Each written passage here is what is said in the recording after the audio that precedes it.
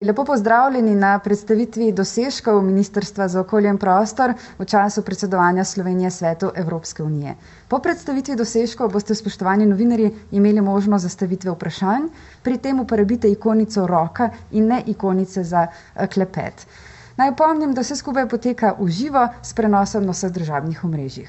No in tako besedo predajam ministru za okolje in prostor, magistru Andreju Vizjaku. Izvolite.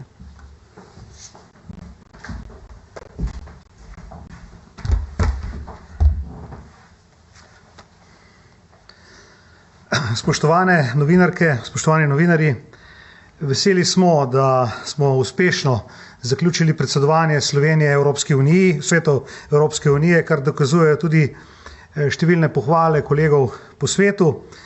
Dovolite mi, da najprej predstavim nekaj ključnih dosežkov, uspehov Ministrstva za okolje in prostor v času predsedovanja. Naj tudi omenim, da so praktično vsi dogodki potekali fizično, kar še posebej krepi učinkovitost dogovarjanja, izmenjave mnenj in seveda tudi prispeva k rezultatom. Naj tudi omenim, da smo v okviru Ministrstva za okolje in prostor in vseh ravni dogovarjanj in pogajanj izvedli okrog 120 dogodkov oziroma sestankov. To pomeni praktično najmanj enega na dan, če odštejemo vikende v tem času predsedovanja, polletnega predsedovanja. Zdaj pa k dosežkom. Prvič julija letos lani smo dosegli politični dogovor med Evropskim svetom in Evropskim parlamentom o spremembi Aarhuške uredbe, ki zagotavlja dostop do informacij, udeležbo javnosti pri odločanju in dostop do pravnega varstva v okoljskih zadevah. Gre za prvi pomembni dosežek našega ministrstva v okviru predsedovanja. Nadaljevalo se je že takoj v juliju z neformalnim svetom.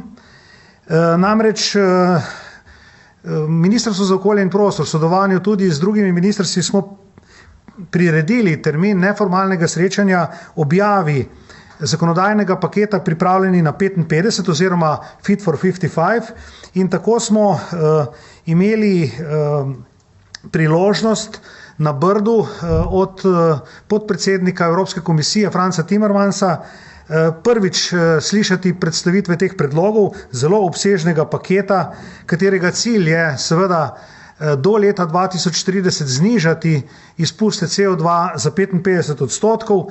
Gre za zelo zahteven, horizontalno prepleten paket zakonodajnih rešitev, ki naj bi v seštevku dajali to pomembno razogljičenje Evrope in s tem seveda tudi nadaljevanje globalnega liderstva Evrope pri podnebnih pogajanjih, kar se je seveda še posebej izkazalo za pomembno na podnebni konferenci Združenih narodov v Glasgowu. Slovenija je v vlogi predsedujoče Svetu Evropske unije v mednarodnem prostoru odigrala zelo dejavno vlogo, kar je zagotovo prispevalo tudi k pomembnim dosežkom tega mednarodnega dogodka. Zastopali smo skupaj z Evropsko komisijo Evropsko unijo in pogajali rešitve z tretjimi državami, torej z državami in kontinenti vsega sveta.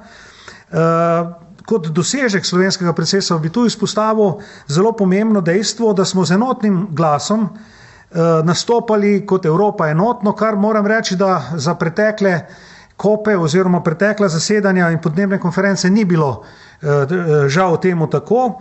Saj smo tudi že oktobra na zasedanju v Luksemburgu na formalnem svetu sprejeli sklepe sveta, ki so dajali Evropski uniji enotna pogajalska izhodišča in vesel sem, da smo na tej podnebni konferenci po 6 letih napornih pogajanj končno sprejeli rešitve, ki bodo omogočile popolno izvajanje Pariškega sporazuma in omejile segrevanje našega planeta.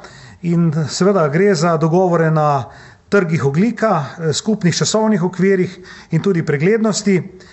Zelo pomembno je pri finančnih vprašanjih, da so se številne razvite države zavzele, da bodo svoje finančne prispevke državam v razvoju povečale in da bo zelo kmalu dosežen tudi cilj $100 milijard letnega prispevka za države v razvoju.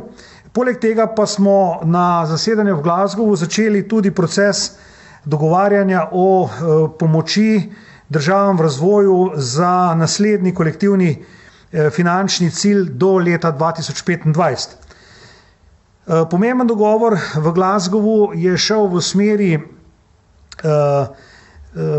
povečanja ambicij pri nacionalno določenih prispevkih, kar pomeni, da so si kontinenti zavezali k bolj ambicioznim ciljem in k večjim zniževanju izpustov v krajšem obdobju.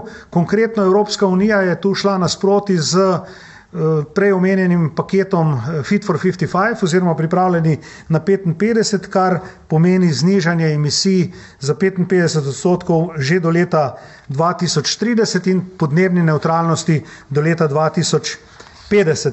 Določene države so tudi okrepile zaveze, naj omenim, Indija se je zavezala, da bo dosegla podnebno nevtralnost do leta 70, pri čemer bo za 55%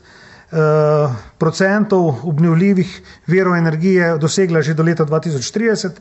Združene države so sprejele dolgoročno podnebno strategijo za ogljično nevtralnost najkasneje do leta 50 in zmanjšanje emisij toplogrednih plinov za med 50 in 52% do leta 2030 glede na leto 2005. Tudi Koreja je posodobila svoj NDC na 40% v primerjavi z letom 2018, podobno tudi Nigerija in druge države. Na tej podnebni konferenci v Glasgowu je bila zaključena tudi knjiga pravil za implementacijo Pariškega sporazuma. Sprijeti so bili še zadnji manjkajoči elementi, to je časovni okviri za nacionalno določene prispevke, pravila za mednarodne ogljične trge, to je tako imenovan člen 6, in pravila glede transparentnosti pri poročanju.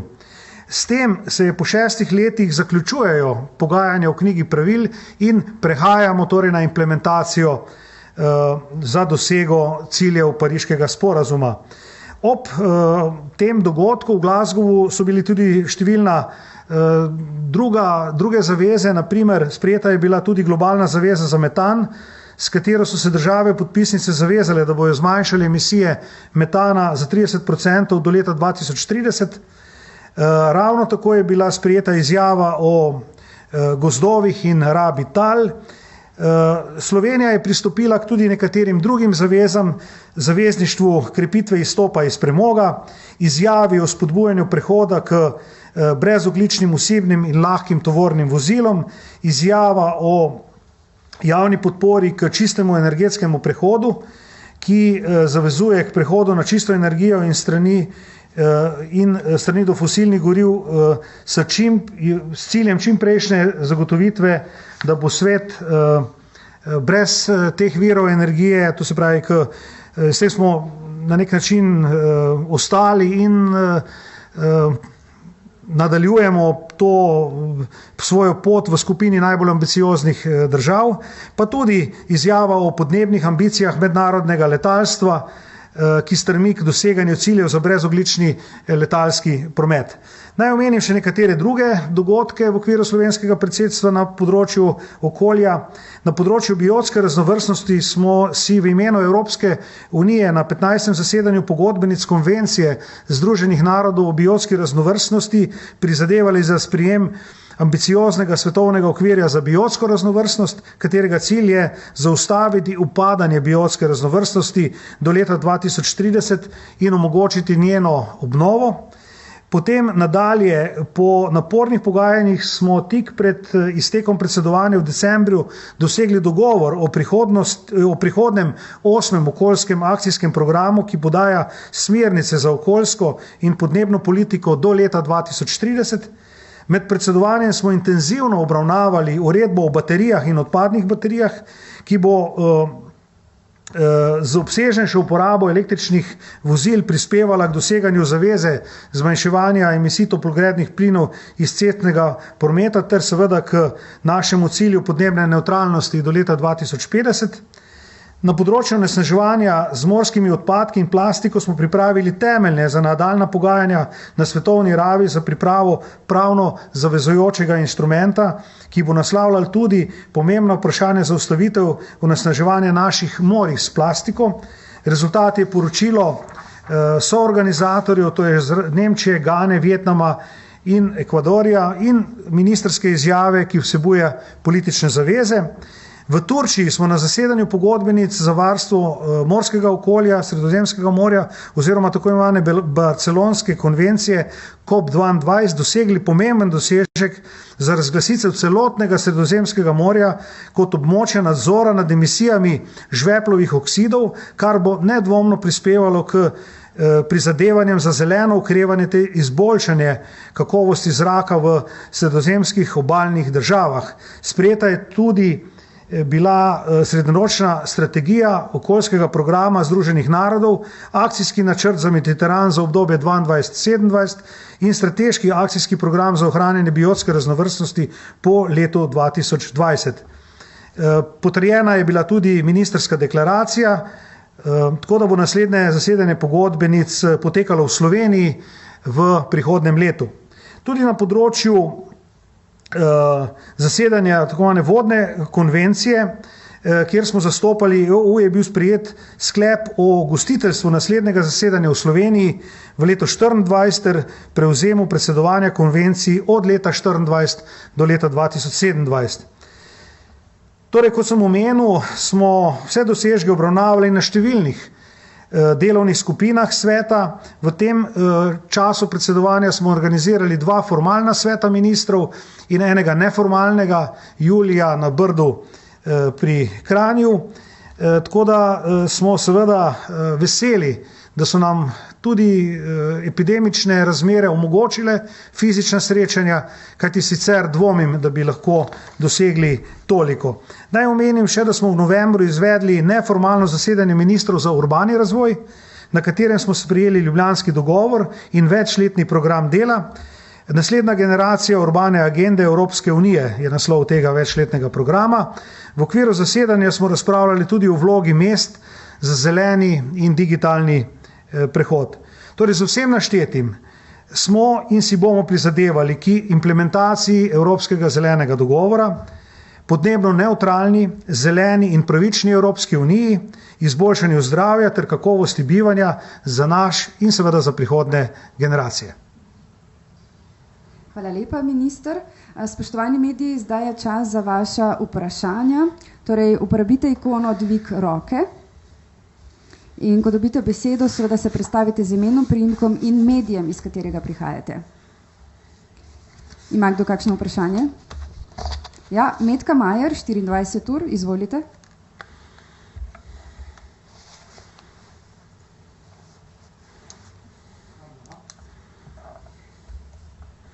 Se slišimo?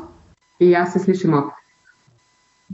Lep pozdrav, jaz pa sem ministra to sicer že vprašala nekaj tednov nazaj in sicer torej zdaj je konec predsedovanja in počasi se izteka tudi vaš mandat, pa me zanimata 2 stvari in sicer kako vi vidite svojo nadaljno politično prihodnost in pa kako se stranka SDS pravzaprav v tem trenutku pripravlja na volitve.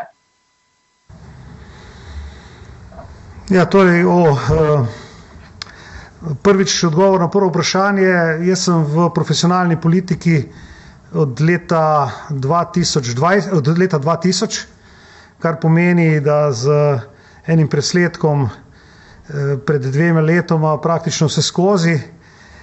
Sicer ne reci nikoli, zato tudi sam več tega besede ne bom uporabil, vendar nameravam izkoristiti še kak drug izziv za preostanek svoje delovnega obdobja. Kar se pa tiče priprav stranke na volitve, pa poteka v skladu z že tradicionalno izkušenostjo takšnih strank. Posodabljamo naš program za prihodnje mandatno obdobje in seveda tudi sicer smo že vse skozi, že kar nekaj časa pripravljeni na volitve, tudi če bi bile čez kak mesec ali 2. Ima še kdo kakšno vprašanje? Metka, znova imate dvignjeno roko, imate še novo vprašanje? Pod vprašanje, ja. Sem vas prav razumela, da ne boste kandidirali? Jaz mislim, da sem več kot natančno odgovoril. Verjamem, da imate tudi vprašanja iz našega predsedovanja in dosežkov. Morda TV Slovenija, imate vprašanje? Nataša Prisan-Culiberg z Televizije Slovenija. Zanima me, kakšno je stališče Slovenije glede predloga Evropske komisije, da bi se jedrska energija in zemeljski plin označili za zeleni vir energije pod določenimi pogoji. Nemčija in Avstrija sta že napovedali tožbo, če bi se to zgodilo. Kakšno je stališče Slovenije? Stališče Slovenije do dolgoročne uporabe jedrske energije je zelo jasno in je zaobjeto v dolgoročni strategiji za doseganje ogljične nevtralnosti do leta 2050. Tam smo zapisali, da Slovenija stavi na dolgoročno rabo jedrske energije. To je potrdila tako vlada kot tudi slovenski parlament. Torej mi v jedrski energiji vidimo zelo primerno rešitev za brezogljično, konkurenčno, varno in zanesljivo oskrbo Slovenije z električno energijo. Zato, kot vidite, Ministrstvo za infrastrukturo že izvaja določene aktivnosti. Torej pozdravljamo to sporočilo Evropske komisije v svojih ukrepih glede taksonomije, da prepoznava tudi Evropska komisija jedrsko energijo kot enega izmed načinov prehoda v brezogljično družbo v prihodnosti. In tudi, če pogledamo po državah Evropske unije, je sedaj že veliko več tistih podpornic jedrski energiji, kot pa morebiti je bilo to še pred pol leta. Seveda pa ostajajo tradicionalne nasprotnice uporabe te energije, kamor seveda tudi prištevamo lahko sosednjo državo, pa tudi nekatere druge, vendar hkrati lahko ugotavljamo, da je pa vse več tudi tistih, ki v jedrski energiji vidi način doseganja podnebne oziroma ogljične nevtralnosti do leta 2050 in pol tem letu seveda.